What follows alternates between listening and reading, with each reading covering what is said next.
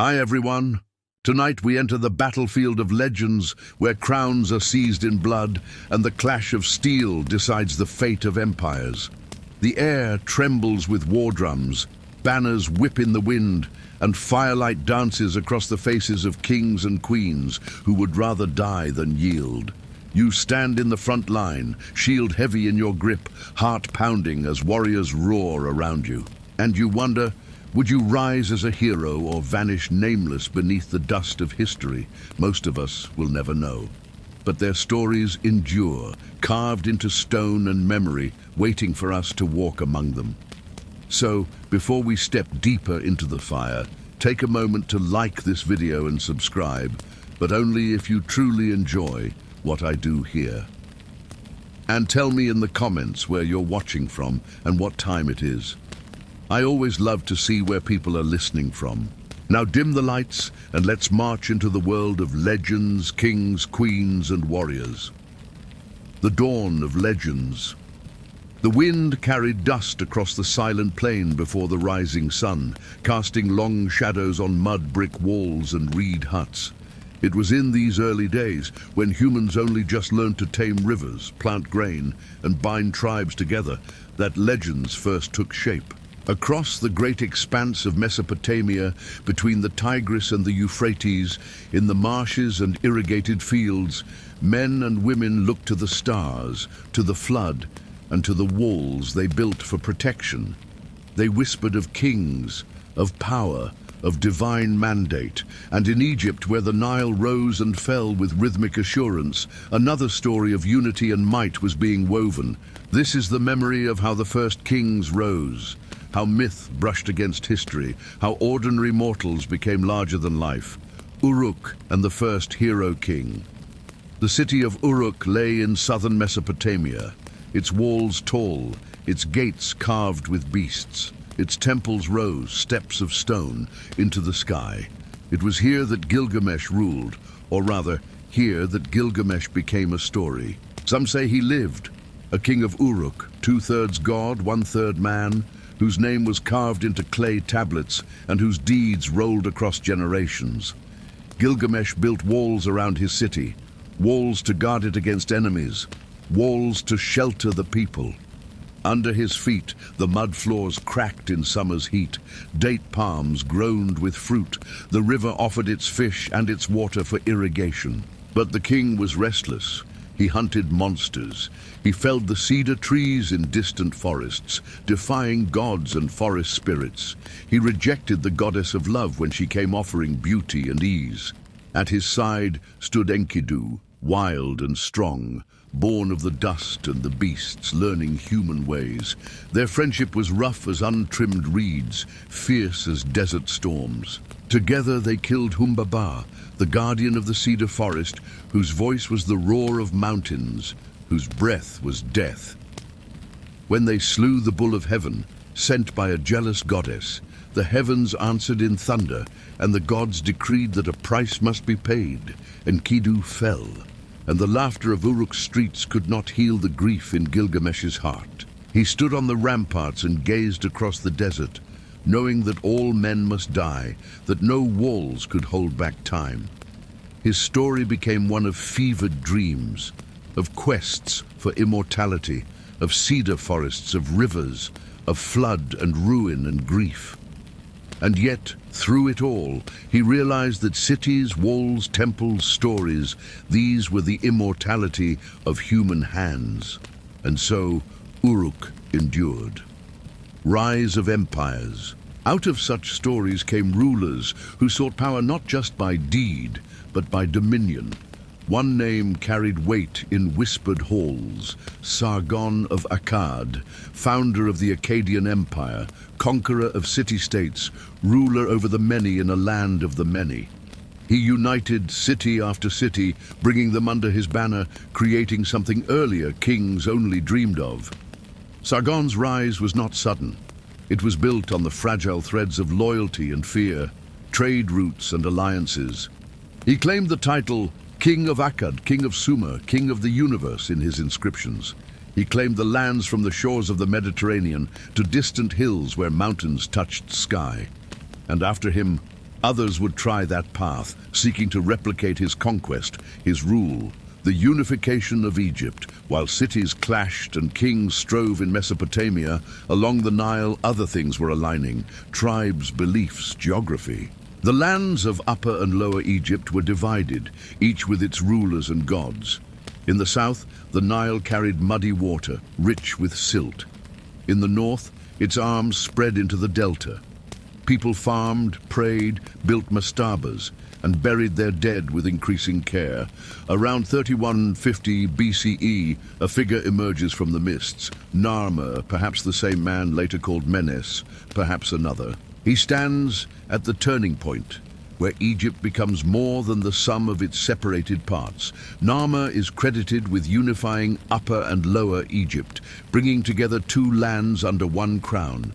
The evidence lies in artifacts: the Narmer palette, which shows the king wearing the crowns of both lands; necropolis seal impressions in tombs, the names listed in early king lists that begin with him. His queen consort, Ninth-hotep, also looms large in this time. Her tomb, her seal impressions suggest she was more than a consort. Her position may have been one of real authority. Through war, ritual, symbolism, Narmer's unification created an idea that a man could stand above regional loyalties, that the pharaoh was both political ruler and divine figure. The Nile's floods, the cycles of planting and harvest, the temples rising to honor gods, all gave texture to his rule. Myths, memories, legacy. What is legend but memory grown in shadow? Over centuries, stories shift. Gilgamesh's strength becomes superhuman, his enemies monstrous. Narmer's deeds enlarge in retelling. Menes and Narmer become perhaps one. Names are carved and lost, artifacts buried under sand, then found in darkness. Yet through all this reach the voices of those ancient people, whispering of fear, hope, and the meaning of being king. In Mesopotamia, kings claimed descent from gods. In Egypt, the pharaoh was Horus incarnate, the living image of gods on earth. The idea of divine kingship took root. Walls and temples were built not just to defend, but to show the power of the ruler, to connect him to the cosmos, to the sun, the stars, the flood, the life-giving river. Mortals saw in their kings a bridge to the divine. The first legends were born in this soil of fear and necessity, the need for protection, the need to explain death, the need to unite. A story needed a king who built, a warrior who dared, a ruler who unified. And those stories survived. As dawn's light hits the sandstone of Uruk, as the Nile's first currents glow gold, the stage is set. Gilgamesh has grieved and wondered. Narmer has welded two lands into one. From here, stories multiply. Warriors sharpen swords. Queens rise, empires stretch. Myths deepen, the legends have begun. Gilgamesh and the first hero king. The walls of Uruk gleamed beneath the Mesopotamian sun, stretching for miles, built of kiln-baked bricks pressed from river mud. Travelers who approached marveled at their scale, and within them lived the people who told the stories of their king.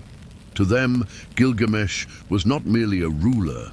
He was a symbol of human ambition, straining always toward the divine, yet bound by mortality. His tale was both history and myth, the life of a real king, transformed into something that touched the eternal. The making of a king. Archaeological lists of kings mention Gilgamesh as the fifth ruler of the first dynasty of Uruk, reigning sometime around 2800–2500 BCE. Though records of his deeds are scant, the people of Mesopotamia remembered him with such reverence that they shaped his reign into epic poetry. These stories were etched onto clay tablets in cuneiform script, preserved by accident when fires hardened the clay, ensuring that his voice would echo across thousands of years. Gilgamesh was described as 2/3 divine and 1/3 mortal, a formula meant to capture his greatness while reminding listeners of the inevitable boundary he could not cross: death. His divine portion gave him unmatched strength, intelligence, and charisma. His mortal portion bound him to the fate of all humankind. It was this tension that shaped the story of his reign. Enkidu, the wild companion. But even kings could be humbled. The citizens of Uruk, burdened by Gilgamesh's overbearing will, prayed for relief. The gods responded not with an army or a rival king, but with a man of the wild, Enkidu. Hairy, strong, and raised among gazelles, Enkidu knew the language of beasts and the rhythms of untamed earth. He was humanity unshaped, innocence before civilization. Through cunning, a temple priestess tamed him with food, clothing, and love, drawing him away from the wilderness into the world of humans. Soon, Enkidu sought Gilgamesh, and when the two met, they fought with the ferocity of lions, shaking the very streets of Uruk. Neither prevailed. Breathless, exhausted, they recognized in each other a strength unmatched, and their rivalry blossomed into friendship. For the first time, Gilgamesh had an equal, not a subject to command, but a brother to stand beside him. The cedar forest. Together they set their sights on glory. Beyond the fertile plains stretched the cedar forest, guarded by Humbaba, a monstrous servant of the gods whose breath was poison and whose voice shook mountains. To fell those sacred trees was to challenge both divine will and earthly danger. Gilgamesh, driven by his hunger for fame, persuaded Enkidu to join him. The journey was perilous. Nightmares troubled their sleep, storms tested their resolve, but their bond grew strong. When at last they confronted Humbaba, the beast's roar shook the trees and the earth. With axe and blade they fought, calling upon the sun god Shamash for aid. Victory came at last, and the guardian of the forest lay slain. The cedars, symbols of strength and longevity, fell beneath their hands, carried back to Uruk as trophies and building material. Yet in their triumph was sown the seed of tragedy, for the gods did not easily forgive such arrogance. The bull of heaven. Their fame spread. When Ishtar, goddess of love and war, cast her gaze upon Gilgamesh and offered him her hand, he spurned her advances with cruel words. Humiliated, she demanded revenge. From the heavens descended the bull of heaven, its breath a storm, its hooves gouging the earth, leaving famine in its wake. Cities quaked, fields withered. Yet once again Gilgamesh and Enkidu fought as one, slaying the bull and saving Uruk. But the gods decreed that such insolence could not go unpunished. A life must be claimed, and it was Enkidu who fell. Stricken with illness, he lay on a bed of straw, cursing his fate, raging at the gods, and finally succumbing to the silence of death. His passing shattered Gilgamesh. For the first time, the mighty king faced the truth he had always evaded, that no wall, no sword, no conquest could protect him from the same fate. The quest for immortality. Grief became obsession. Gilgamesh, unwilling to accept the finality of death, set out on a journey that took him across deserts, mountains, and seas. He sought Utnapishtim, survivor of the Great Flood, the one granted immortality by the gods. Along the way, he faced scorpion men at the gates of the sun, endured nights of endless darkness, and crossed the waters of death. When at last he found Utnapishtim, he heard a story older than kings, of a flood that once covered the earth, of gods who regretted their destruction, of one man chosen to live forever. But even Utnapishtim could not grant Gilgamesh what he sought. Instead, he offered a test. Gilgamesh was to resist sleep for 6 days and 7 nights, but his eyelids fell heavy and slumber claimed him. Immortality slipped from his grasp. Yet hope flickered still. Utnapishtim revealed the secret of a plant that grew in the deep sea, a plant that could restore youth. Gilgamesh dove, retrieved it, and for a moment believed he had conquered death. But as he bathed, a serpent crept near, devouring the plant and shedding its skin in renewal. Watching the creature slither away, Gilgamesh wept. He had failed. The wisdom of mortality. Broken but wiser, Gilgamesh returned to Uruk. Standing once more on the walls he had built, he looked not at the horizon for distant glory, but at the city itself, its markets, its temples, its children playing in the dust. He realized that immortality was not in endless life, but in what one left behind. His walls, his city, his story, these would outlive him. And so the epic of Gilgamesh ended not in triumph, but in understanding. Humanity's greatest legend had shown that no king, no warrior, no hero could escape death. Yet in embracing mortality, he revealed what it meant to live, to build, to love, to leave behind a legacy, the birth of legendary kingship. In Gilgamesh's tale lies the pattern repeated through centuries: kings seeking divine favor, warriors striving for glory, mortals confronting the limits of flesh. His story traveled across cultures, influencing epics from Greece to Israel, shaping the archetype of the hero king. Though time buried Uruk beneath the sands, the legend endured, carried by clay tablets, preserved in libraries, rediscovered in ruins. Gilgamesh was remembered not because he conquered the world, but because he dared to wrestle with the truth that no conquest could erase. Pharaohs and divine kingship. The Nile was Egypt's heartbeat. Each year, the river swelled with the rains from distant highlands, spilling its dark silt across the floodplain, leaving the land fertile and rich. Grain sprouted, palms swayed, cattle grazed along the banks. Without the Nile, there would be no Egypt. And without kings to harness its cycles, the people believed there would be no order, only chaos. It was in this balance of river and ruler, land and divine will, that the pharaohs emerged as living gods on earth. The dual-crown Narmer's unification of Upper and Lower Egypt around 3100 BCE was more than a political act. It was a spiritual fusion. From then on, the pharaoh wore the pshent, the double crown, representing the two lands as one. White for the south, red for the north. One kingdom under one king.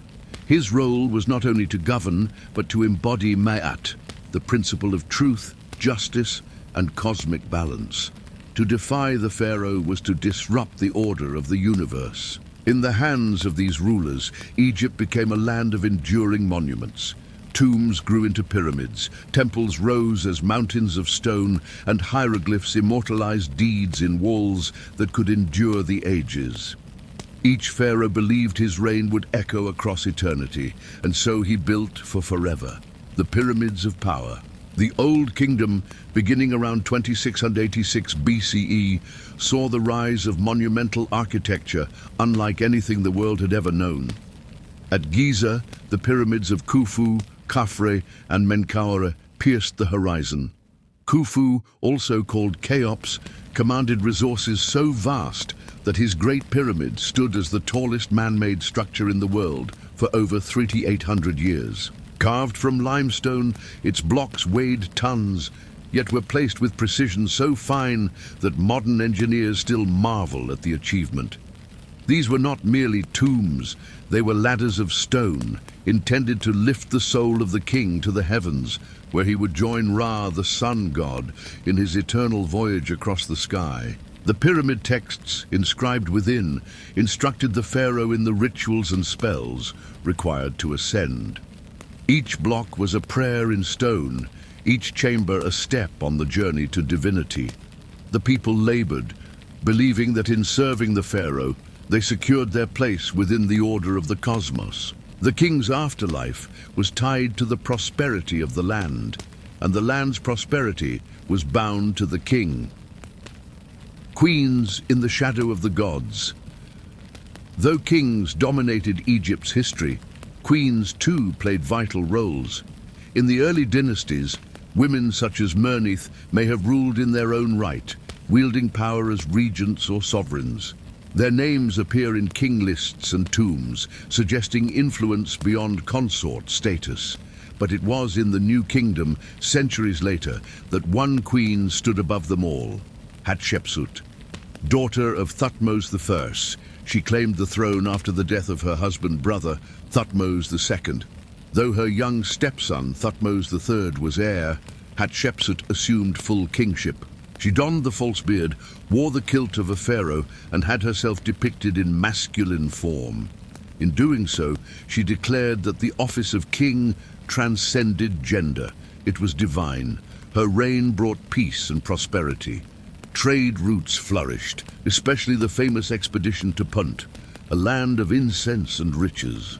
At Deir el-Bahri, her mortuary temple rose in terraces against cliffs of Thebes, one of the most elegant monuments of Egypt. Hatshepsut proved that the essence of kingship lay not in the body, but in the idea, that the pharaoh was the eternal bridge between gods and mortals, Akhenaten and the sun. Not all pharaohs preserved tradition, some reshaped it. In the 14th century BCE, Akhenaten, born Amenhotep IV, declared that the gods of Egypt must yield to one, Aten, the sun disk. He moved the capital to Amarna, closed temples, and composed hymns to his god. For a moment, Egypt bent toward monotheism. In art, he was shown with elongated features, his queen Nefertiti beside him, both bathed in rays ending in hands. His revolution was brief, but it revealed how the divine kingship could be wielded to challenge even centuries of belief. After his death, his city was abandoned, his monuments defaced, his memory nearly erased. Yet the echo of his radical vision endures, a reminder that pharaohs were not static figures, but men and women who could bend tradition as well as embody it. The boy king and the enduring symbol. From the ruins of Amarna rose Tutankhamun, Akhenaten's son, who restored the old gods and moved the capital back to Thebes. Though his reign was short and his deeds minor compared to others, fate preserved him. When Howard Carter opened his tomb in 1922, sealed and nearly untouched for over 3,000 years, the world glimpsed the splendor of pharaonic power, golden masks, jeweled daggers, chariots, and thrones. Tutankhamun became the most famous of all pharaohs, not for his rule, but for the treasures that testified to Egypt's vision of eternity. Kingship as divine mandate. To the Egyptians, the pharaoh was not simply ruler. He was the axis upon which the world turned. His breath ensured the floods came in season. His justice maintained the harmony of sun, moon, and stars. Even in death he ruled, joining Osiris in the underworld and guiding the fertility of the Nile from beyond. The kingship of Egypt, more than that of any land, was designed to endure forever. And though dynasties fell, foreign conquerors came, and sands buried temples, the names of Narmer, Khufu, Hatshepsut, and Ramses still echo. Their monuments pierce the sky. Their images stare from stone. Their legends remind the living that to rule Egypt was to stand among the gods. Warrior kings of Greece. The Aegean Sea shimmered blue beneath the sun, its islands scattered like jewels across the waves. To the west rose the rocky mainland of Greece, a land of mountains, narrow valleys, and fiercely independent city-states. Unlike the centralized empires of Mesopotamia and Egypt, the Greeks lived in small poleis, self-governing communities, each with its customs and its pride. Among them, two cities would shape the destiny of the Mediterranean, Athens and Sparta. Athens was a city of thinkers, sailors, and merchants, proud of its democracy and its artists. Sparta was different. Sparta was a nation forged for war. The Spartan way of life. Nestled in the valley of the Eurotas River, Sparta grew not through walls or trade, but through discipline. Its society revolved around the agoge, the rigorous training system that molded boys into warriors. From the age of 7, Spartan children were taken from their families to live in communal barracks. They were taught to endure hunger, pain, and cold without complaint, to obey orders without hesitation, and to fight as one body in the phalanx. Unlike other Greek states, Sparta relied on a vast population of enslaved helots, conquered peoples who worked the land, so that Spartan citizens could devote their lives entirely to war. Women in Sparta held unusual power compared to their peers elsewhere. They managed estates, bore responsibility for raising strong children, and were educated in music and athletics. Their strength, it was said, was the strength of the city itself. Above all, Sparta was ruled by kings, two of them from two royal houses, sharing power alongside a council of elders. It was a system both ancient and unusual, rooted in tradition. And it was under this system that one of the most enduring legends of Western history was born. King Leonidas, the Persian threat. By the early 5th century BCE, the Persian Empire stretched from the Aegean to the Indus, from the mountains of Anatolia to the deserts of Egypt. Under King Xerxes I, Persia sought to punish Greece for earlier defiance and to bring the divided city-states under imperial rule. Vast armies assembled, numbering, according to ancient sources, hundreds of thousands, though modern historians estimate far fewer. Still, it was the mightiest host Greece had ever faced. The Greek states, long at odds, formed a fragile alliance. At its heart stood Sparta, appointed to lead the defense.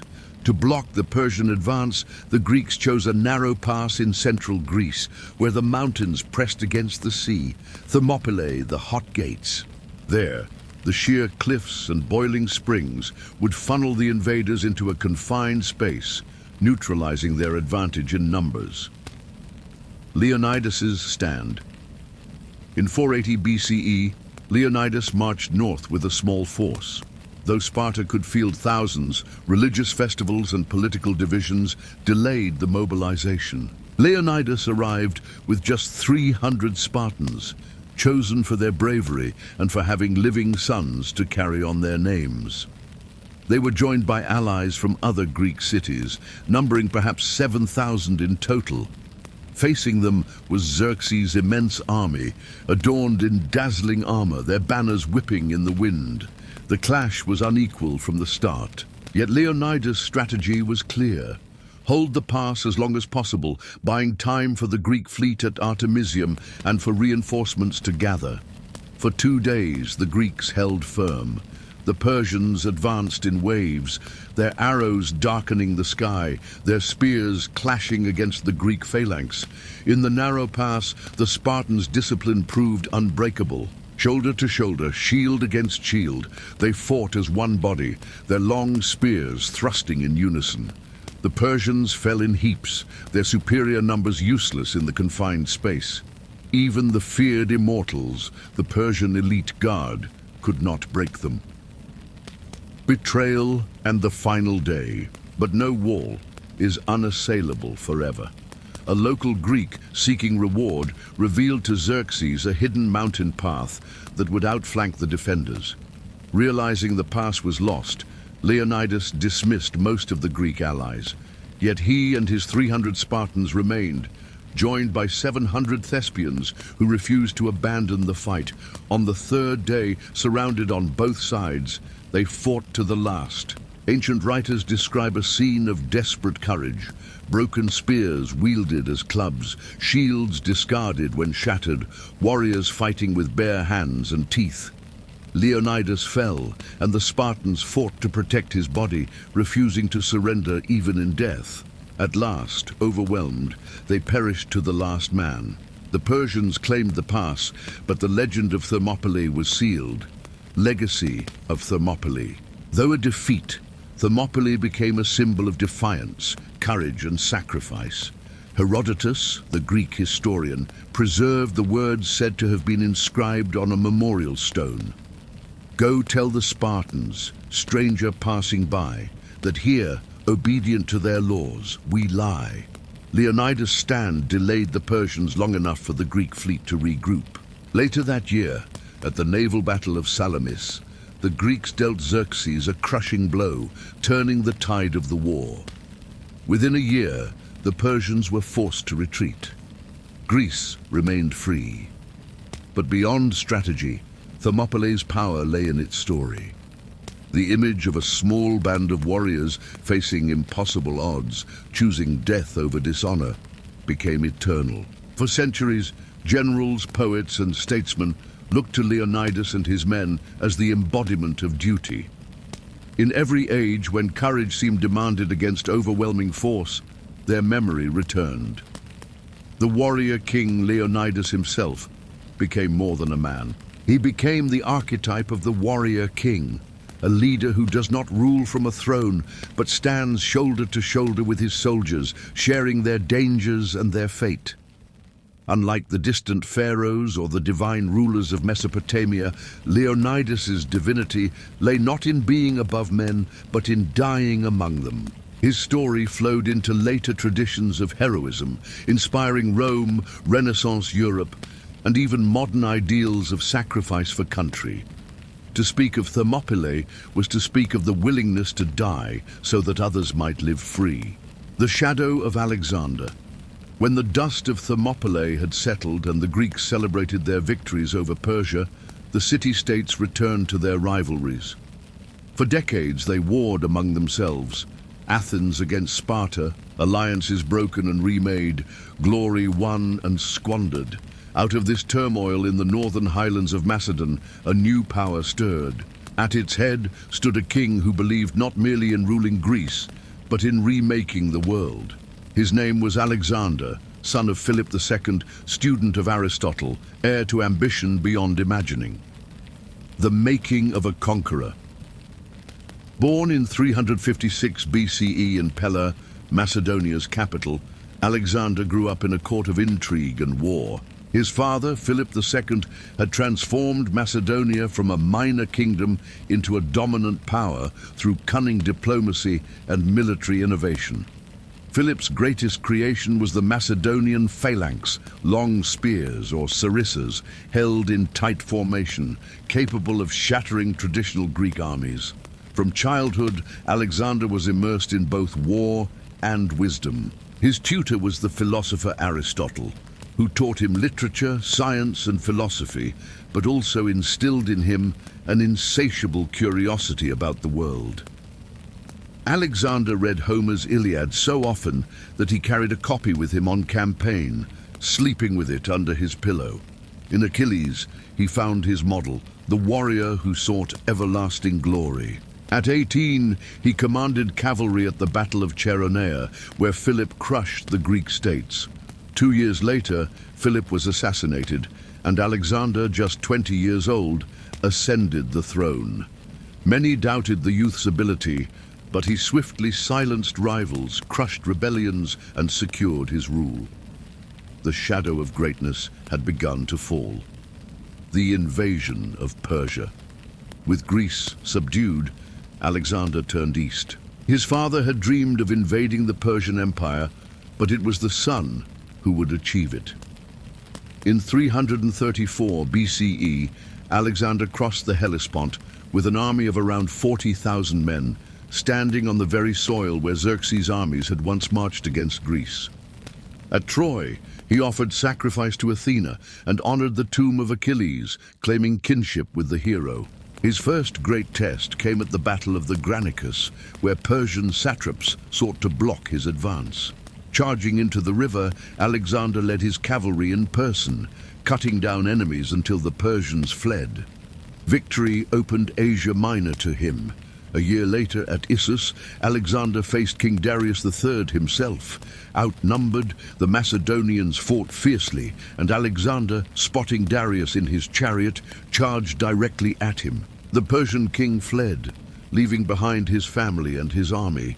To the Greeks, this was proof that their young king was chosen by the gods. The fall of empires city after city fell to Alexander's advance. In Phoenicia, he laid siege to Tyre, building a causeway across the sea to reach the island fortress. The city held for months, but Alexander's persistence prevailed, and when Tyre fell, its destruction was brutal. To others, his ruthlessness inspired terror. To his soldiers, it inspired awe. In Egypt, he was welcomed as a liberator from Persian rule. There, in the desert, he visited the oracle of Amun at Siwa Oasis. The priests hailed him as the son of Zeus Ammon, affirming his divine status. Whether or not Alexander believed it, he began to act as though destiny itself guided his hand. He founded the city of Alexandria, envisioning it as a beacon of Greek culture at the crossroads of the world. But his greatest triumph came in 331 BCE at Gaugamela. Darius, with a vast army, awaited him on the plains of Mesopotamia. Outnumbered once more, Alexander used brilliant tactics, drawing Persian forces aside and striking the center with his cavalry. Again, Darius fled, his empire collapsing behind him. Babylon, Susa, and Persepolis, the jewel of Persia, opened their gates. Alexander burned Persepolis, whether in drunken revelry or as deliberate vengeance for Xerxes' burning of Athens a century earlier. The Persian Empire was no more. The march to the east. Yet Alexander was not content. He pressed onward, seeking the edge of the world. Through Bactria and into India, he marched, crossing mountains and rivers, battling fierce tribes and war elephants at the Battle of the Hydaspes against King Porus. Though victorious, he was impressed by Porus's courage and restored him as a vassal king. But the further he pushed, the more his men grew weary. After years of campaigning, they longed for home. On the banks of the Hyphasis River, his army refused to march farther east. Reluctantly, Alexander turned back, though his dreams of reaching the ocean at the end of the world never faded. The death of a legend. Returning through the deserts of Gedrosia, Alexander lost thousands to thirst and heat. In Babylon, he began planning new conquests, Arabia, perhaps even beyond. But in 323 BCE, at just 32 years old, he fell ill and died. The cause remains uncertain: fever, poisoning, or exhaustion. His body, preserved in honey, was borne to Egypt, where it rested in a golden sarcophagus. He left no clear heir. His generals carved up his empire, founding dynasties in Egypt, Persia, and beyond. His vision of unity dissolved, yet his legacy endured. Greek culture spread across the Near East, blending with local traditions in what historians call the Hellenistic Age. Alexander's immortality. Alexander did what Gilgamesh could not. He made himself immortal, not by defeating death, but by shaping history. Cities bearing his name dotted the map. His image, with flowing hair and piercing eyes, appeared on coins from the Mediterranean to India. His deeds inspired centuries of rulers, from Rome's Caesars to Napoleon. To the Persians, he became Iskander. To medieval romances, he was a knight. To the east, he was remembered as Dul-Qarnayn, the two-horned conqueror of legend. Like Gilgamesh, Alexander sought to outlast mortality. Unlike Gilgamesh, his empire spread his memory across continents. His dream of uniting the world under one banner failed, but his shadow stretched over kingdoms, religions, and cultures. He became the yardstick by which future conquerors measured themselves. Between man and myth, was he a liberator or a tyrant? A visionary or a megalomaniac? Historians debate, but for those who lived in his time, Alexander was more than mortal. He was the thunderbolt of Zeus, the new Achilles, the bridge between Greece and the vast unknown. As the dust of his funeral settled, the world he left behind was forever changed. The age of warrior kings had entered a new chapter, an age where ambition could topple empires and where one man could redraw the map of civilizations. Rome's eternal figures. Rome was not born an empire. It began as a cluster of villages on 7 hills beside the Tiber, ruled by kings, then as a republic governed by senators and magistrates. For centuries, its citizens prided themselves on discipline, duty, and the law. But by the 1st century BCE, Rome had outgrown its old structures. Wealth from conquered provinces poured into the city, armies became loyal to their generals instead of the state, and ambition gnawed at the republic's foundations. Out of this crucible emerged one of the most famous men in history, Gaius Julius Caesar. Caesar the general, born in 100 BCE to a patrician family, Caesar rose through politics with a combination of charm, cunning, and audacity. But it was on the battlefield that his legend was forged. Appointed governor of Gaul in 58 BCE, he spent nearly a decade expanding Roman control. His commentaries on the Gallic War, written in crisp, direct Latin, recorded his victories at the Rhine, the English Channel, and against the mighty chieftain Vercingetorix at Alesia. Through brilliant strategy, relentless campaigning, and ruthless efficiency, Caesar subdued tribes across what is now France and Belgium, extending Rome's borders to the Atlantic. His soldiers adored him, the Senate feared him. He had become too powerful to ignore. Crossing the Rubicon, when ordered to disband his army and return to Rome as a private citizen, Caesar faced a choice: submit to political rivals who sought his downfall or defy the Senate. In 49 BCE, he led his legion across the small river Rubicon, declaring, "Alea iacta est," the die is cast. Civil war erupted. Caesar moved swiftly. He defeated Pompey, his former ally and rival, at Pharsalus. He marched through Egypt, Asia Minor, and Africa, crushing opposition wherever it rose. In 46 BCE, he returned to Rome not merely as victor, but as master of the state. The Republic's institutions still stood, but Caesar held their power in his hands. Cleopatra, Queen of Egypt. It was in Egypt, during his war against Pompey's supporters, that Caesar encountered one of history's most captivating figures, Cleopatra VII Philopator, last of the Ptolemaic dynasty. Born in 69 BCE, Cleopatra was descended from Ptolemy, a general of Alexander the Great. She inherited not only a throne, but a legacy of blending Greek and Egyptian traditions. When Caesar arrived in Alexandria in 48 BCE, Cleopatra was embroiled in a struggle against her brother, Ptolemy III. According to tradition, she had herself smuggled into Caesar's presence, rolled in a carpet or bedding sack, emerging dramatically before him. Young, intelligent, and fluent in several languages, she dazzled the Roman general. Their alliance was political but also personal. Caesar helped secure her throne, and she bore him a son, Caesarion. Cleopatra was more than a lover. She was a queen who embodied the grandeur of Egypt. In her, Caesar saw not only beauty but legitimacy, a partner who could link his Roman power to the divine heritage of the pharaohs. Dictator for life. In 44 BCE, Caesar was declared dictator perpetuo, dictator for life. He initiated reforms, granting citizenship to provincials, reducing debts, and expanding the Senate. Yet his growing power alarmed many senators. To them, Caesar threatened to end the Republic and crown himself king, a title Romans despised.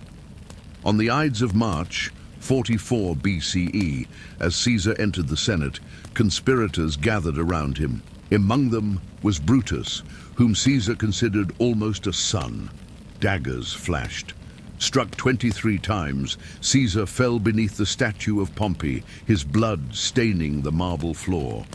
His last breath ended the Republic's illusion of balance. Cleopatra and the Roman civil wars. Caesar's death plunged Rome into chaos. His heir was not Caesarion, the son of Cleopatra, but his great-nephew Octavian, later known as Augustus. Alongside Mark Antony, Caesar's loyal general, and Lepidus, they formed the Second Triumvirate, hunting down Caesar's assassins and defeating them at Philippi. Cleopatra, now queen and mother, aligned herself with Antony. Their partnership became both strategic and passionate. Together they ruled from Alexandria, envisioning an Eastern empire that could rival Rome itself. Their love affair scandalized Rome, where Antony was accused of betraying Roman values for the charms of a foreign queen. Actium and the fall of a queen. In 31 BCE, Octavian and Antony clashed in a final confrontation. At the Battle of Actium, a naval fight off the coast of Greece, Octavian's fleet, commanded by Agrippa, crushed Antony and Cleopatra's forces. Defeated, they fled to Egypt. In 30 BCE, as Octavian's legions entered Alexandria, Antony, believing Cleopatra dead, fell on his own sword. When Cleopatra learned of his death, she resolved to join him. Ancient accounts claim she arranged to have an asp, a venomous serpent, smuggled into her chamber. Taking the snake to her breast, she ended her life with royal defiance. Others suggest poison. However she died, she refused to be paraded through Rome in chains. Her death marked the end of the Ptolemaic dynasty and the last great pharaoh of Egypt. Octavian claimed Egypt as a Roman province, and soon after he took the title Augustus, becoming Rome's first emperor. The Republic was gone. Empire had risen. The eternal figures, Julius Caesar and Cleopatra, embody the paradox of power. Ambition that unites and destroys, love that shapes nations and yet cannot survive politics. Caesar's conquest of Gaul and his assassination reshaped Rome from republic to empire. Cleopatra's charisma, intellect and defiance kept Egypt independent for a generation. But in the end, she could not resist Rome's tide. Their names echo across history, not only for what they achieved, but for what they represented. Caesar, the man who seized too much, whose fall became a lesson in ambition. Cleopatra, the queen who stood against the greatest power of her age, who turned her life into legend. Together, they illustrate how the personal and the political intertwine, how passion can topple empires, and how figures of flesh and blood can be transformed into eternal myths. The barbarian king's Rome called itself eternal, but no empire is immune to time. By the 4th and 5th centuries CE, Rome's dominion stretched from Britain to Egypt, yet its strength was hollowed by corruption, economic strain, and endless civil wars. On its borders, beyond the Rhine and the Danube, new peoples stirred. To Romans, they were barbarians, foreigners who lived outside the empire's order, but to themselves they were nations, warriors, and kings seeking land, wealth, and honor. Among them rose two figures whose names became synonymous with Rome's decline: Alaric the Visigoth and Attila the Hun. Alaric the Visigoth. The Visigoths were a branch of the larger Gothic people, originally from the forests and plains of northern Europe. Pressed by nomadic Huns in the east, they sought refuge within the empire's borders. Rome allowed them to settle in the Balkans as foederati, federated allies, on the condition they serve as soldiers. But mistreatment, hunger, and exploitation pushed them to revolt. Out of this turmoil emerged Alaric the Fur, a young noble born around 370 CE. Raised amid both Gothic tradition and Roman influence, Alaric was baptized a Christian, but he remained proud of his heritage. Skilled in command, he was chosen king of the Visigoths around 395 CE. From the start, he carried a burning grievance. Rome had used his people as pawns, but never given them the honor or stability they deserved. Alaric led his warriors on campaigns through Greece, ravaging towns, yet sparing holy sites. He sought not destruction, but recognition.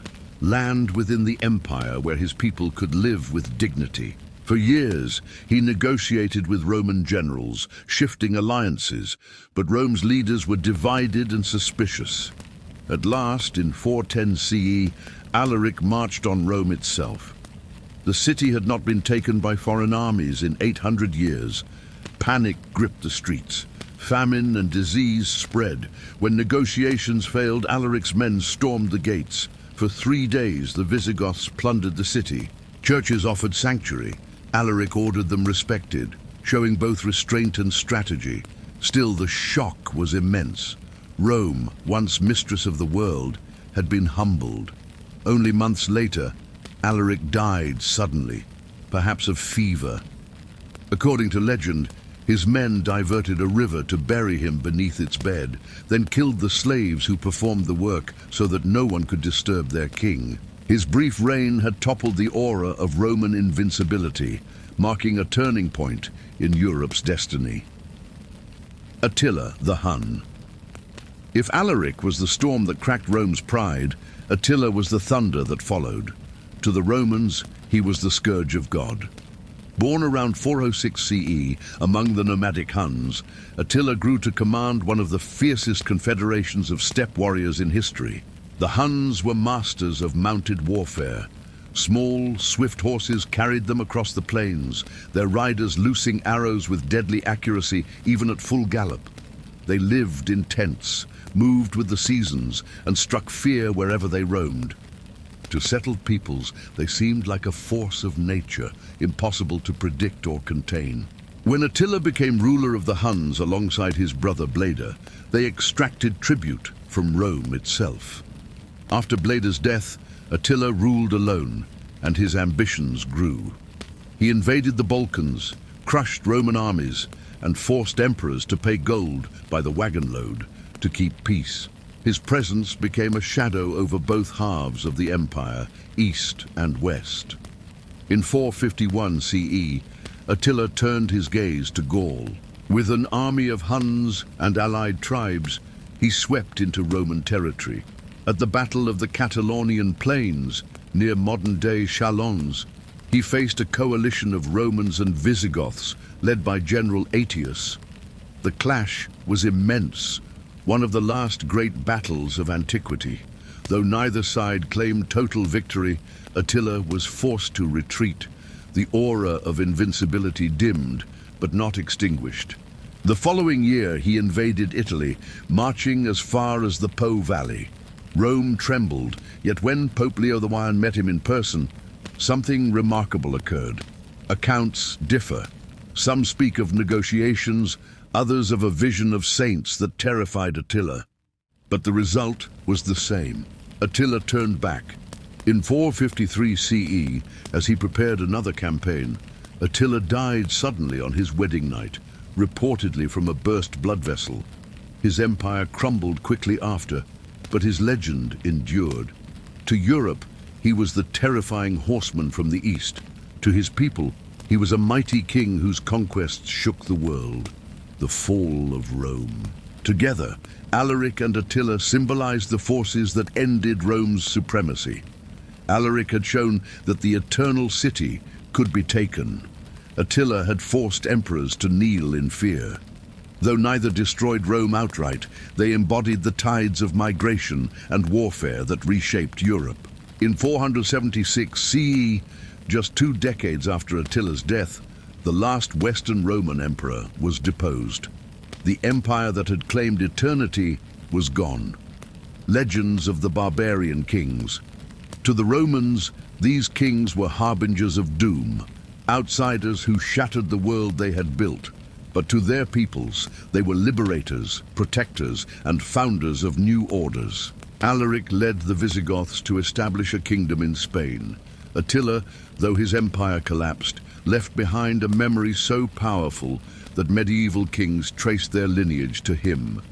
Their names became warnings and symbols. Chroniclers painted them as scourges sent by God to punish Rome for its sins. Stories grew around them, rivers diverted to hide Alaric's tomb, angels appearing before Attila, curses that followed their deaths. Fact and legend intertwined, as they always do when kings leave wounds on the world. Alaric and Attila proved that even the mightiest empire can fall. Their legacies remind us that history is not only shaped by builders of states, but also by those who break them. Medieval thrones. When Rome fell in the 5th century, Europe did not suddenly collapse into silence. Instead, its fragments reformed into kingdoms, tribes, and shifting loyalties. Germanic peoples, Franks, Visigoths, Ostrogoths, Lombards, took root where Roman legions once marched. The infrastructure of empire crumbled, but memory remained. Roman law, Latin language, Christian faith. Out of this mixture of ruin and renewal arose new rulers who would shape medieval Europe. Foremost among them was a king whose very name came to define greatness: Charlemagne, Charles the Great. The Franks and their rise. The Franks were a confederation of tribes who settled in Gaul, the Roman province that would become France. By the late 5th century, their king Clovis III had united them and converted to Christianity after victory in battle. His baptism, around 496 CE, bound the Franks to the church, a partnership that would endure for centuries. By the 8th century, the dynasty of Clovis had weakened, and real power lay with the mayors of the palace, chief officials who governed in the king's names. Among them was Charles Martel, the Hammer, who in 732 repelled a Muslim army at the Battle of Tours, halting Islamic expansion into Western Europe. His victory cemented the Franks' role as defenders of Christendom. Martel's grandson Charlemagne inherited both ambition and opportunity. Charlemagne the king, born in 742, Charlemagne became king of the Franks in 768, ruling jointly with his brother Carloman until the latter's death in 771. From that moment, Charlemagne reigned alone, and his vision expanded beyond any Frankish king before him. He waged campaigns year after year, his armies crossing rivers and mountains. He subdued the Lombards in Italy, bringing their kingdom under his crown. He fought the Saxons in the north, waging a brutal 30-year struggle to force their conversion to Christianity. He pushed into Spain, though his advance met defeat at Roncesvalles, later immortalized in the epic Song of Roland. By the early 9th century, Charlemagne ruled a realm stretching from the Pyrenees to the Danube, from the North Sea to central Italy, an empire that recalled, if not equaled, the might of Rome. Defender of the Church. Charlemagne's conquests were not merely for territory but for faith. He saw himself as protector of the Church, wielding the sword of Christianity against pagan tribes. His rule intertwined sacred and secular authority. Monasteries flourished under his patronage, becoming centers of learning and culture. Bishops advised his court, while missionaries followed his armies. On Christmas Day, 800 CE, Charlemagne entered St. Peter's Basilica in Rome. There, Pope Leo III placed a crown upon his head and proclaimed him Emperor of the Romans. The act was symbolic. Rome's imperial title, long vacant in the West, was reborn in the hands of a Germanic king. To some, it marked the revival of the Roman Empire. To others, it established a new order, the Holy Roman Empire, that would shape Europe for centuries. The Carolingian Renaissance Charlemagne was not only a warrior, but a patron of learning. He gathered scholars from across Europe, including the English monk Alcuin of York, to his court at Aachen. Together they launched what historians call the Carolingian Renaissance. Schools were established, classical texts copied, Latin standardized. Illuminated manuscripts adorned with gold and vivid colors preserved knowledge that might otherwise have been lost. Though Charlemagne himself struggled to write, he recognized the power of learning to bind his empire. His reforms in law, administration, and education laid foundations for medieval Europe. The image of the warrior king with sword in one hand and book in the other became his enduring legacy, a harsh ruler. Yet Charlemagne was not solely benevolent. His wars were often brutal. Against the Saxons, he ordered mass executions, including the infamous massacre at Verdun in 782, where thousands of captives were put to death. His insistence on forced conversion reflected both zeal and ruthlessness. Even so, his subjects admired his strength. He traveled constantly across his empire, holding assemblies, judging disputes, rewarding loyalty. He was tall, broad, vigorous into old age. Einhard, his biographer, described him as a man of commanding presence, simple habits, and relentless energy. To his people, he was the embodiment of kingship, guardian, conqueror, and father of Europe. The legacy of Charlemagne died in 814 at Aachen, where he was buried in a simple tomb within his palace chapel. His empire would soon fragment among his heirs, torn by division and Viking raids, yet his legend outlived the fractures. To later centuries, he was the model king, a Christian ruler who united Europe, defended the faith, and revived the glory of Rome. The title of emperor he revived endured in various forms until 1806, 1,000 years after his death. His name, Carolus Magnus, became in many languages the very word for greatness: Kaiser in German, Tsar in Russian, Charlemagne in French. Through him, the medieval throne became more than a seat of power. It was a symbol of the bond between sword and cross, king and church, warrior and scholar. He stood at the center of a new world rising from Rome's ruins, a world that would be called Christendom. Queens of influence. In the chronicles of medieval Europe, kings often take center stage, their battles and conquests filling the annals. Yet woven through the fabric of this world were queens, women whose marriages, alliances and decisions could change dynasties as surely as any sword. Some ruled in their own right, others through their sons or husbands, but each left marks upon history. Among the most remarkable were Empress Matilda and Eleanor of Aquitaine, women who stood against the expectations of their age and carved their place in the story of kings and kingdoms. Empress Matilda, the first woman to claim England's throne. Born in 1102, Matilda was the daughter of King Henry the Fifth of England. Her childhood was shaped by power and ambition. At the age of 12, she was married to Henry V, Holy Roman Emperor, earning her the title of Empress. Widowed young, she returned to her father's court, where fate thrust her into a role no woman of England had yet attempted: heir to the throne. When her brother William drowned in the White Ship disaster of 1120, Matilda became Henry I's only surviving legitimate child. The king required his nobles to swear oaths of loyalty to her. Yet when Henry died in 1135, many barons reneged, supporting her cousin Stephen of Blois instead. Thus began the Anarchy, a civil war that tore England apart for nearly 2 decades. Matilda fought fiercely for her rights. She led armies, commanded castles, and at times ruled in all but name. Chroniclers describe her as proud and unyielding, traits that made her enemies but also preserved her claim. In 1141, she was declared Lady of the English after capturing Stephen in battle. But her triumph was short-lived. When she entered London to be crowned, resistance from the citizens forced her to flee. The war dragged on, inconclusive. Yet Matilda never abandoned her cause. Ultimately, it was her son, Henry Plantagenet, who secured the throne in 1154 as King Henry II, founding the Angevin dynasty. Though she never wore the crown herself, Matilda was the first woman to openly claim the throne of England, defying custom and paving the way for queens who would follow. Her resilience made her a figure of inspiration, remembered as a woman ahead of her time.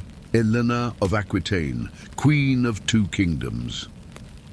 If Matilda's struggle was for legitimacy, Eleanor of Aquitaine's life was a saga of power, politics, and passion.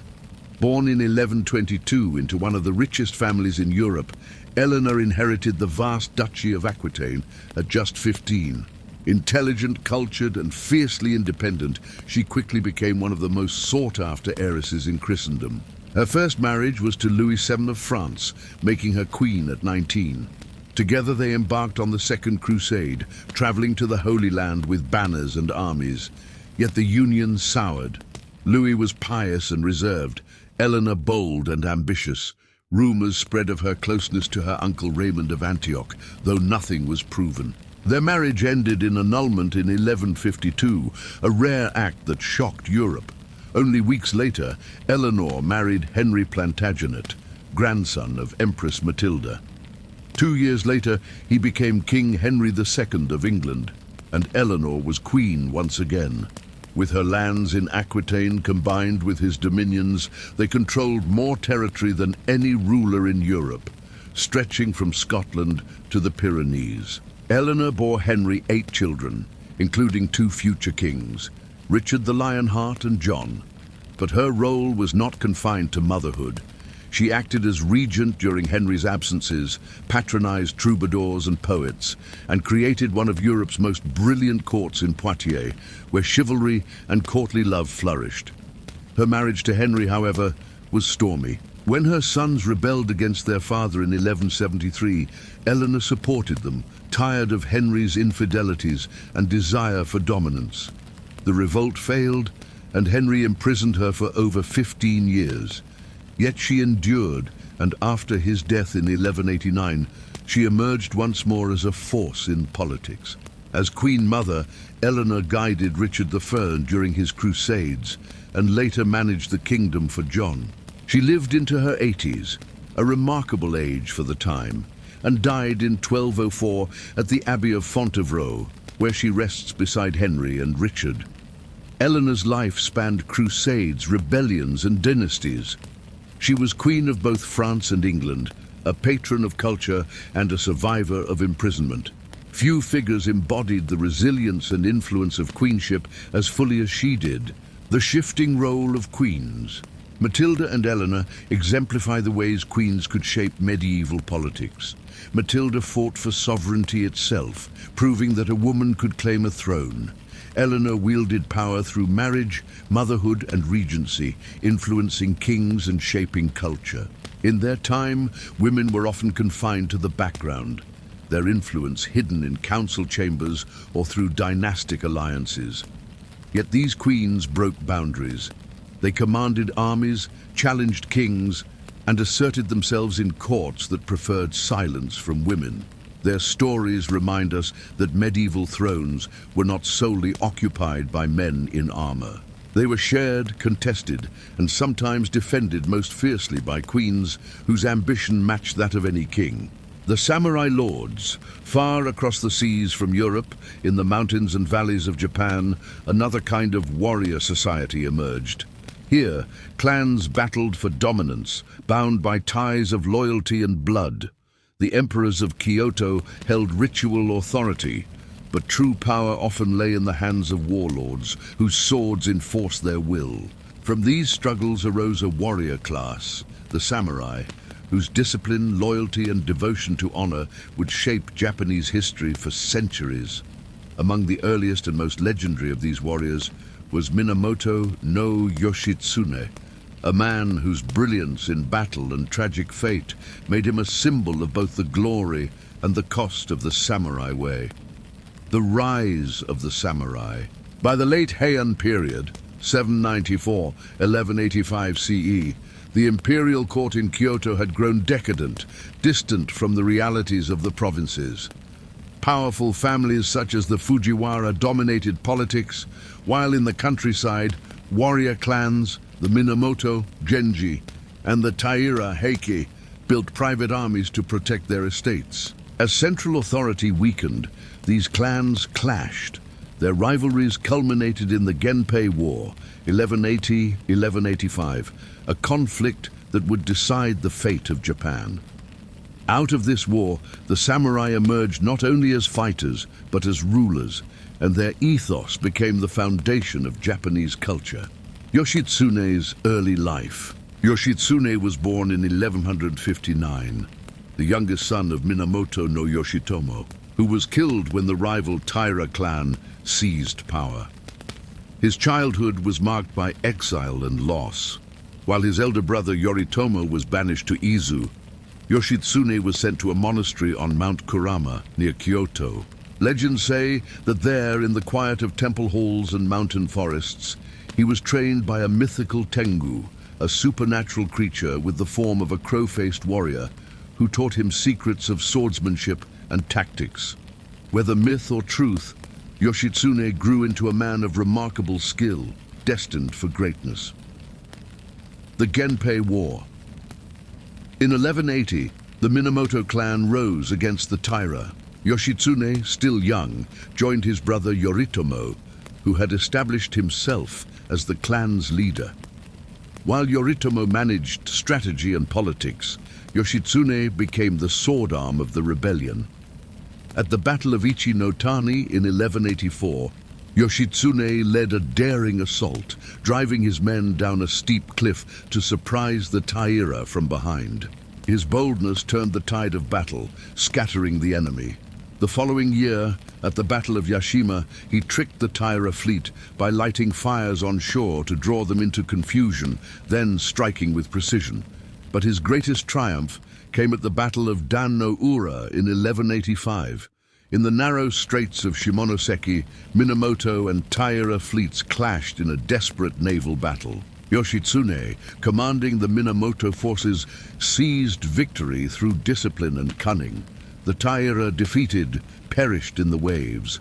Among the dead was the young Emperor Antoku, carried into the sea by his grandmother to prevent his capture. With Dan no Ura, the Taira were destroyed. The Minamoto clan stood supreme, and Japan entered a new era. The tragedy of Yoshitsune. But victory bred jealousy. Yoshitsune's brilliance in battle won him fame and loyalty, but it also drew suspicion from his elder brother, Yoritomo. Fearing Yoshitsune's popularity, Yoritomo branded him a traitor. Once celebrated as a hero, Yoshitsune was forced into exile. He fled across Japan, seeking allies, yet none dared oppose Yoritomo. At last, in 1189, cornered in the north, Yoshitsune made his final stand. Facing capture, he chose death. Accounts say he committed seppuku, ritual suicide, his body guarded by loyal retainers to the last. His head was sent to Yoritomo, but his legend lived on. To the people, Yoshitsune was the tragic hero, betrayed by politics, undone not by the sword, but by envy. In stories and plays, he became a symbol of valor, loyalty, and the cruel fate that often meets great men. The rise of Bushido Yoshitsune's story illustrates the ideals that became known as Bushido, the way of the warrior. Though not formalized until centuries later, its roots lay in the ethos of samurai life, loyalty to one's lord, courage in battle, honor above survival, and readiness to die rather than submit. These values distinguished the samurai from mere mercenaries.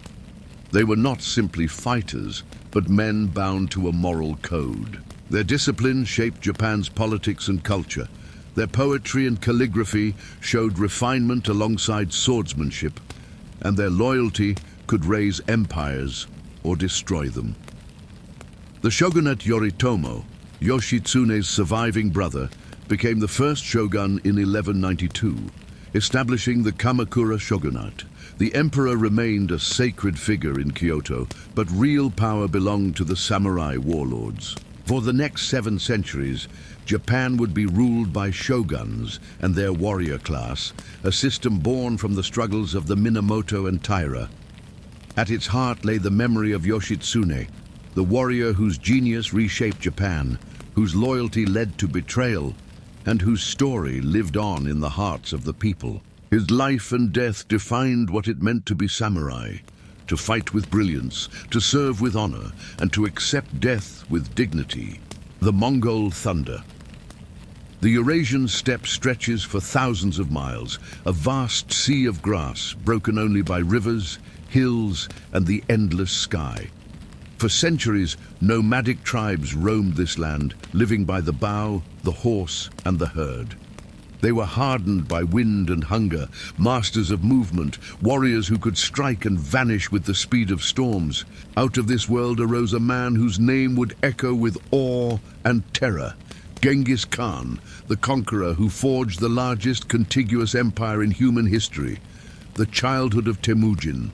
Genghis Khan was not born with power. He was born as Temujin around 1162, near the Onon River in modern-day Mongolia. His father, Yesugei, was a minor chieftain of the Borjigin clan.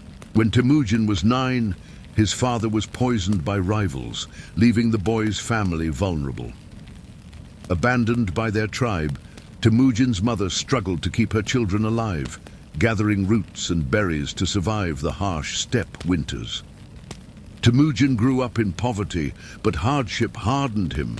He learned to fight for survival, to trust few, and to seize opportunity with ruthless will. By his teens, he was already forging alliances, gathering companions who would remain loyal for life. These men were not chosen for noble birth, but for merit. Warriors who proved themselves in loyalty and courage. The rise of a Khan. The steppe was a patchwork of tribes, bound by fragile alliances and torn by endless feuds. Temujin set himself apart by uniting them under his banner. He rewarded loyalty, punished betrayal, and broke the old aristocracy of birth, replacing it with a system of meritocracy. Captured enemies who joined him were integrated. Those who defied him were destroyed. By 1206, he had crushed rival clans and stood supreme over the Mongols. In a great assembly known as a Kurultai, he was proclaimed Genghis Khan, universal ruler. It was more than a title. It was a declaration that he was destined to command not only the steppe, but the world beyond. Masters of the horse. The strength of the Mongols lay in their horses and their bows. Each warrior carried several small but sturdy mounts, switching them in battle to maintain speed. Their composite bows, made of horn, wood, and sinew, could pierce armor at astonishing ranges. Discipline set them apart. Genghis organized his armies into units of tens, hundreds, and thousands, creating a structure that allowed swift coordination. Signals with flags, drums, and torches guided maneuvers across vast battlefields. Feigned retreats lured enemies into traps, while lightning raids struck deep into enemy territory. The Mongols became the most mobile and efficient fighting force the world had ever seen. Conquest of empires. Genghis Khan's ambitions burst beyond Mongolia. He struck north into China, attacking the powerful Jin dynasty. His armies besieged cities, using engineers to build catapults and siege towers. Where resistance was fierce, massacres followed. Where surrender was swift, mercy was granted. To the west, he crushed the Khwarezmian Empire after its Shah executed his envoys, a fatal insult. Mongol armies swept through Central Asia, sacking cities such as Bukhara and Samarkand. Chroniclers describe Genghis addressing the citizens of Bukhara in their mosque, declaring that he was the scourge of God, sent to punish their sins. His conquests spread terror, but also order. Caravans traveled under Mongol protection, safe across lands once divided. Traders carried silk, spices, and silver from one end of the world to the other. Genghis opened routes that would become the arteries of the Silk Road, binding east and west together, the laws of the steppe. Genghis did not only conquer, he governed. He established the Yasa, a code of law that regulated everything from military discipline to trade, marriage, and theft. He promoted religious tolerance, allowing Buddhists, Muslims, Christians, and shamans to worship freely, believing unity came not from faith but from loyalty. He appointed officials based on merit, not lineage, drawing talent from conquered peoples. His empire became a mosaic of cultures, languages, and skills, yet bound together by Mongol discipline. Death of a conqueror. In 1227, during a campaign against the Western Jia dynasty in China, Genghis Khan died. The cause remains uncertain. Some say from a fall from his horse, others from illness or wounds. His burial place remains unknown, hidden by legend. Some say rivers were diverted over his grave, as with Alaric centuries before. At his death, his empire stretched from the Pacific Ocean to the Caspian Sea. But his legacy did not end there. His descendants expanded it further, creating Khanates that reached into Russia, the Middle East, and even Europe. His grandson, Kublai Khan, would conquer all of China, founding the Yuan dynasty. To their enemies, the Mongols were destruction incarnate. Cities burned, populations slaughtered, empires erased. To others, they were builders of order, protectors of trade, and rulers who enforced law across vast distances. The truth lay somewhere in between: devastation and stability, terror and opportunity. The thunder of hooves that began with Genghis reshaped the map of the world. His name became legend, whispered in fear in Europe, revered in Mongolia, remembered in chronicles from Persia to China. Few men so completely embodied the paradox of kingship: destroyer and creator, tyrant and lawgiver, barbarian and ruler. African thrones. Africa, vast and diverse, was home to kingdoms as rich and complex as any in Europe or Asia. Across the Sahara and the savannas, in forests and along coasts, rulers rose whose power echoed across continents.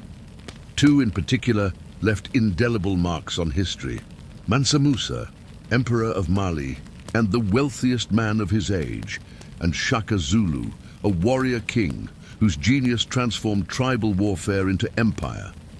Mansa Musa, Emperor of Mali. In the early 14th century, the Kingdom of Mali dominated West Africa. Its wealth lay in gold, salt, and trade routes stretching across the Sahara.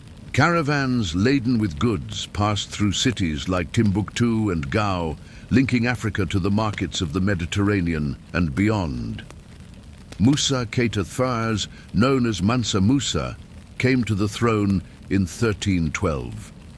His reign would last 25 years and transform Mali into one of the most powerful states in the world. Under his rule, the empire stretched across modern Mali, Senegal, Gambia, Guinea, and Niger. But it was not merely land he commanded. It was wealth on a scale so vast that legends say he single-handedly disrupted economies. The pilgrimage to Mecca.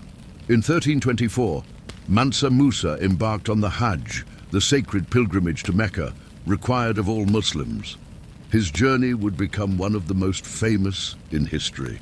Accompanied by tens of thousands of attendants, guards, and slaves, he traveled with camels, carrying gold dust, ingots, and treasures. Chroniclers claimed his caravan stretched as far as the eye could see. When he reached Cairo, his generosity astonished the city.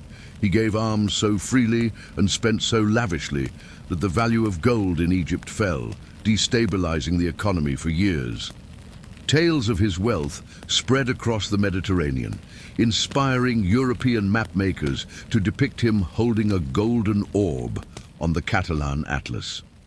Patron of learning, but Mansa Musa was more than wealthy. He was a devout Muslim and a patron of culture.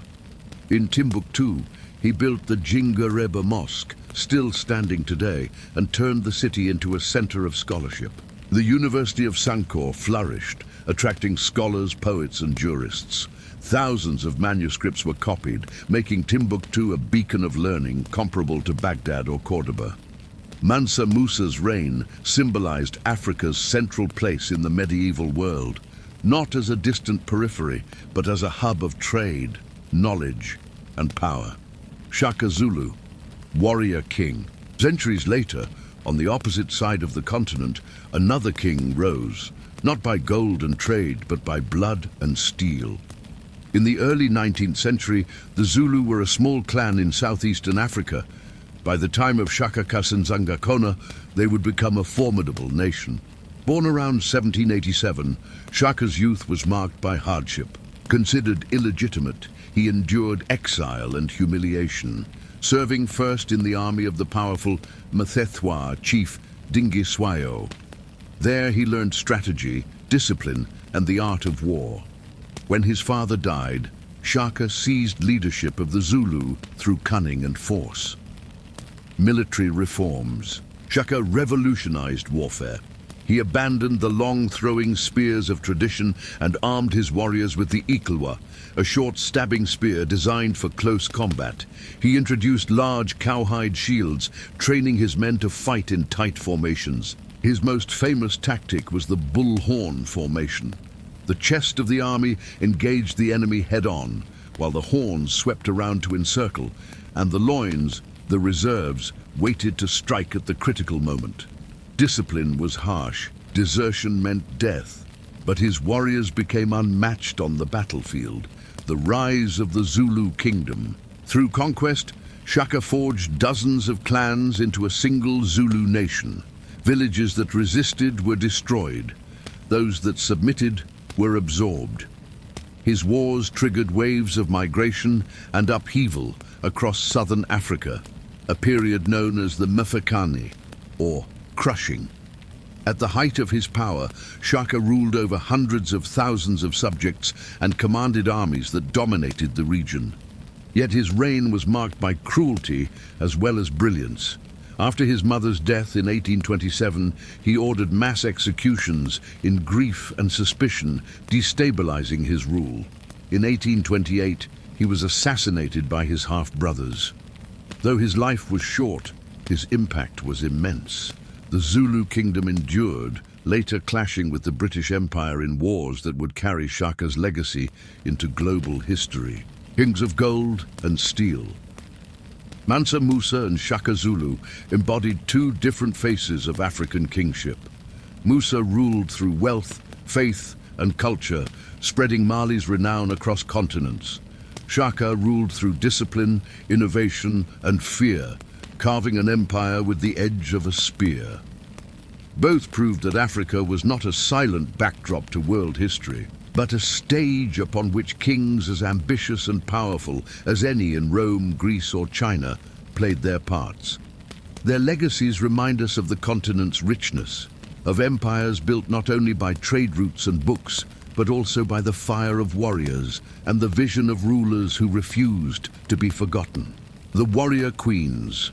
For much of history, war was the realm of men, yet there were women who rose above convention, who grasped the sword or the spear, and whose defiance shook empires. Among them, two stand as towering figures: Boudica, queen of the Iceni who defied Rome in Britain, and Nzinga, queen of Ndongo and Matamba, who resisted Portuguese conquest in Africa. Their courage, fury, and resilience embody the spirit of resistance across the ages. Boudica, the rebel queen of Britain. When Rome expanded into Britain in the 1st century CE, it met fierce resistance from native tribes. Among these, the Iceni of eastern England submitted as allies under their king, Prasutagus. Yet when he died in 60 CE, Rome ignored his will, which left his kingdom jointly to his daughters and the emperor. Roman officials seized Iceni lands, flogged Queen Boudica, and, according to Tacitus, violated her daughters. The insult ignited rebellion. Tall, red-haired, and commanding, Boudica became the rallying point for tribes across Britain. Mounted on a chariot, with her daughters beside her, she addressed her warriors. They fought not only for freedom, but for vengeance, for family, and for the honor of their people. The revolt. In a surge of fury, Boudica's forces descended upon Roman settlements. They burned Camulodunum, Colchester, slaughtering its inhabitants.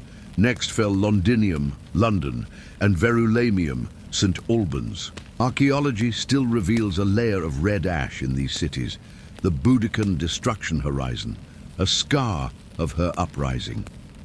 Ancient sources claim as many as 70,000 perished, though numbers may be exaggerated.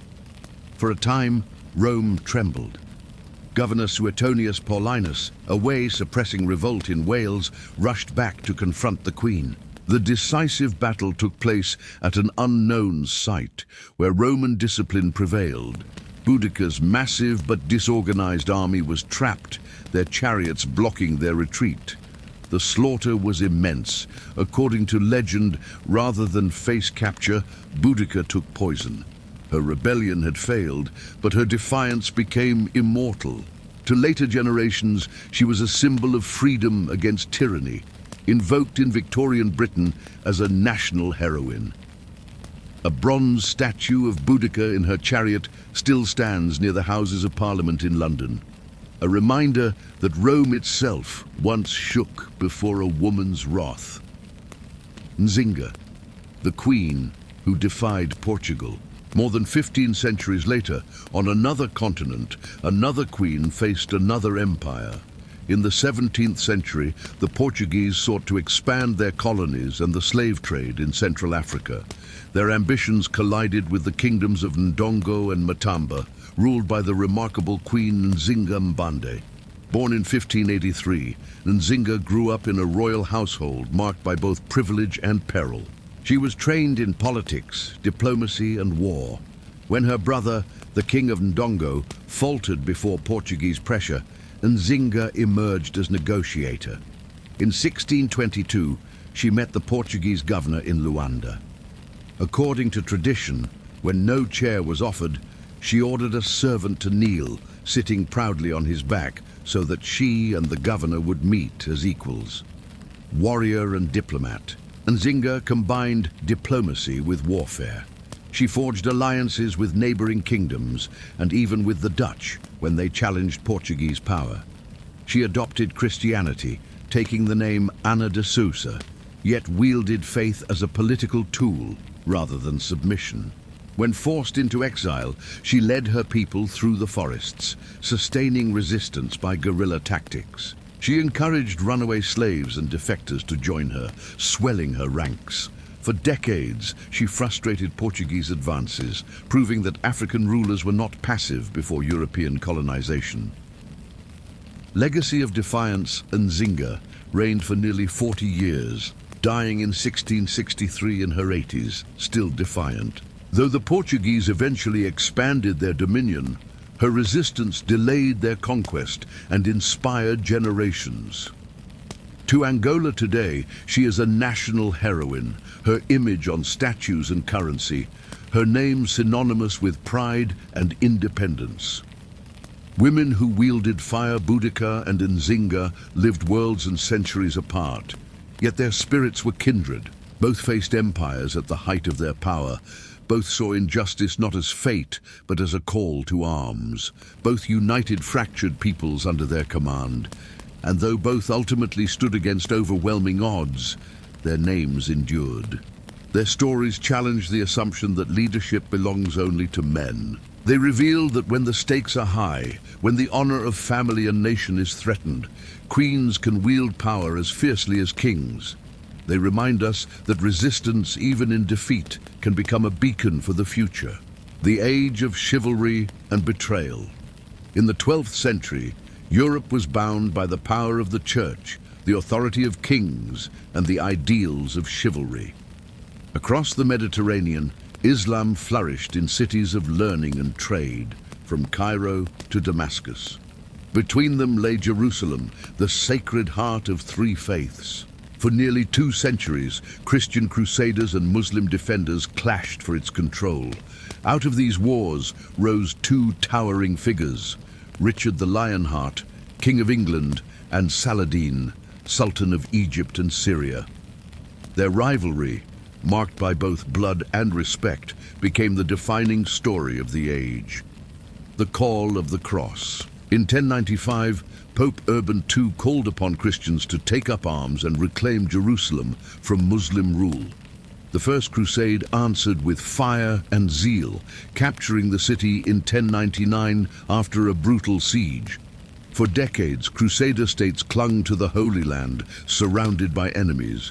But by the late 12th century, Muslim unity under a new leader would sweep them away.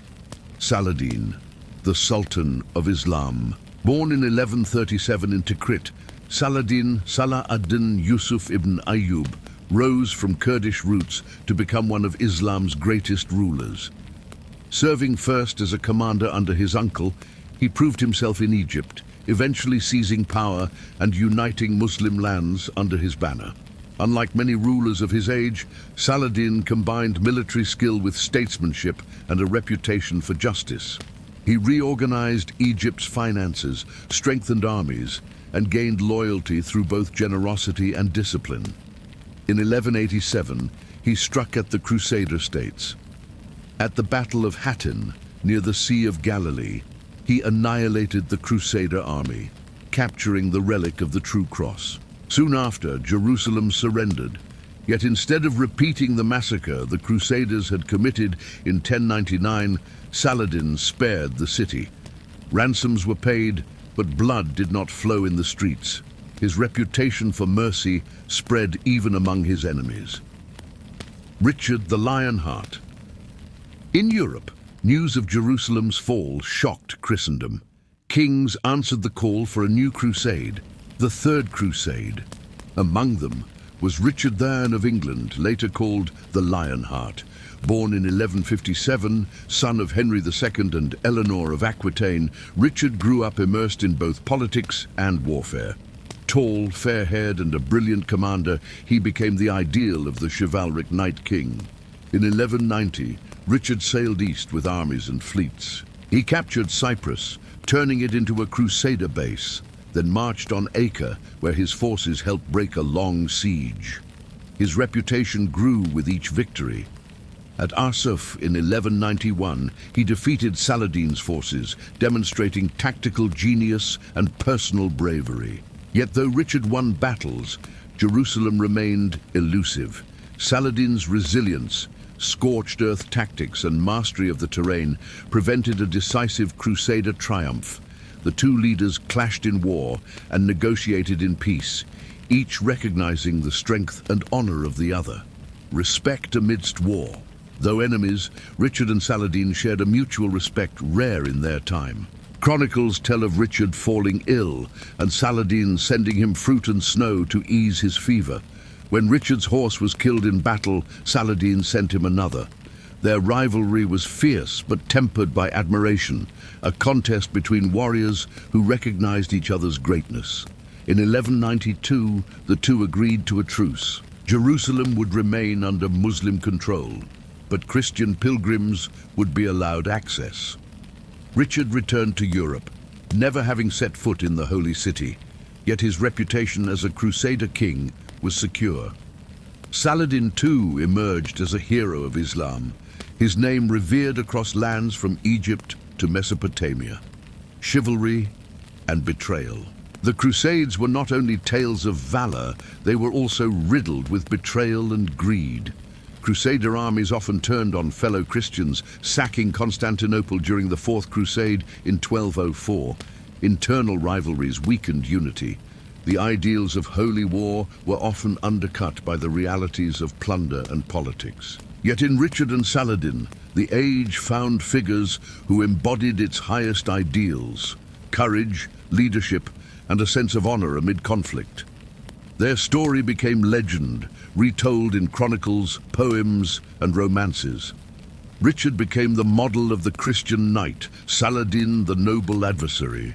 Together, they shaped the memory of an age when faith and war were bound inseparably. The enduring legacy. Richard returned to England, spending only a few months of his reign in his kingdom, most of it abroad in war. He died in 1199 from a wound in a minor siege, his body buried in France. Saladin died in Damascus in 1193, leaving little personal wealth, having given much to the poor. Both men became larger than life in memory, Richard the lion-hearted king, Saladin the just sultan. Their clash in the Crusades symbolizes the paradox of their era: brutality and mercy, faith and pragmatism, rivalry and respect. Their names remind us that even in war, humanity can glimpse nobility, and that legends are often born where ideals and realities collide. The legacy of legends.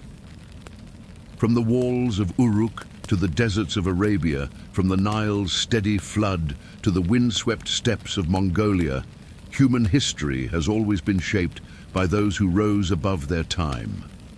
Some were conquerors, others builders, others rebels, but all became legends. Their stories, passed down in chronicles, poetry, song and stone, remind us not only of their triumphs, but of the universal questions they faced.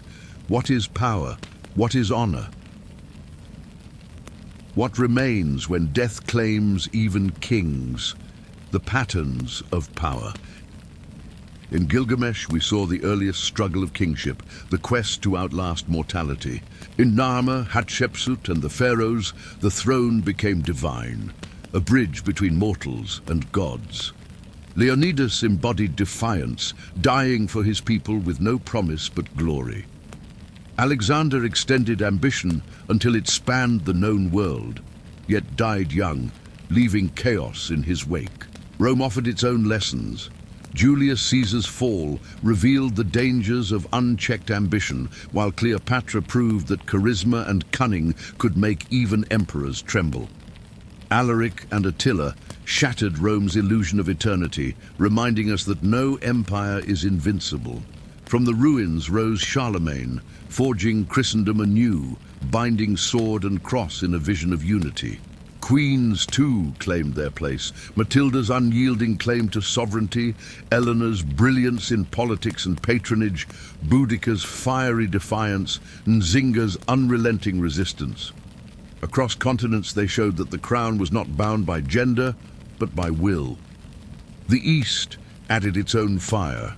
Yoshitsune, the tragic samurai genius. Genghis Khan, the thunder that shook continents. Mansa Musa, whose wealth dazzled the world. Shaka Zulu, who forged a nation by spear. And in the Crusades, Richard and Saladin revealed that even amidst war, enemies could find respect, glory and tragedy. The stories of these rulers are as much about downfall as triumph. Gilgamesh failed to win immortality. Cleopatra died by her own hand. Yoshitsune fell to betrayal, Shaka to assassination. Richard never entered Jerusalem, Caesar was cut down by his friends, and Alexander's empire fractured before the earth covered his coffin. These tragedies are not failures of legend, but the soil in which legend grows. We remember not only victories, but the human cost, grief, betrayal, ambition undone by mortality. They remind us that the most enduring legacy is not the crown itself, but the story told of it.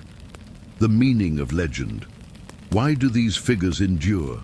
Because they embody the extremes of human experience. They lived lives larger than ordinary men and women, confronting forces, fate, empire, faith that most could only glimpse. They became mirrors of humanity's hopes and fears. Legends are not only about kings and queens, they are about us. The people who told these stories sought guidance, inspiration, or warning. They looked at Gilgamesh's grief and saw their own mortality. They looked at Boudica's fury and saw resistance against oppression. They looked at Mansa Musa's wealth and saw the promise of prosperity. They looked at Saladin's mercy and saw justice even in conflict. Legends endure because they answer questions we still ask. How should power be used? What is worth dying for? Can one life alter the course of the world? The continuity of memory. Time buries kingdoms, but it cannot silence memory. Uruk's walls are dust, but Gilgamesh's name still lives. The pyramids still rise against the desert sky, bearing witness to Pharaoh's long dead.